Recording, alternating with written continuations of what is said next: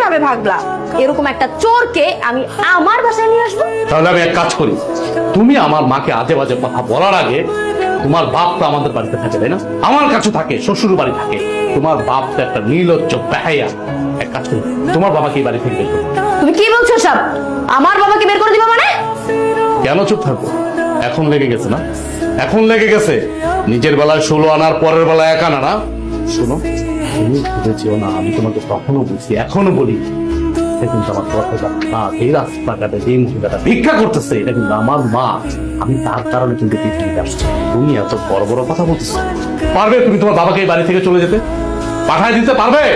তুমি যেমন পারবে না, ঠিক আমিও তেমন পারবো না। আমার মা রাস্তায় ভিক্ষা করতেছে, আমি এটা দেখবো? পৃথিবীর কোনো পুরুষ পোলা এটা দেখবে তাকায় তাকায়া? তার মাকে অবশ্যই বাসায় নিয়ে আসবে।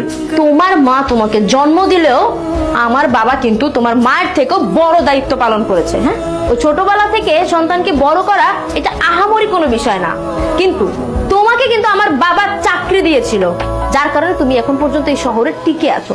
গ্রাম থেকে উঠে আসছিলা, ভুলে গেছো তুমি? আমার বাবাকে যদি তুমি এই বাড়ি থেকে বের করে দেওয়ার কথা বলো, তাহলে ওটা হলো তোমার অকৃতজ্ঞতা, বুঝতে পারছো?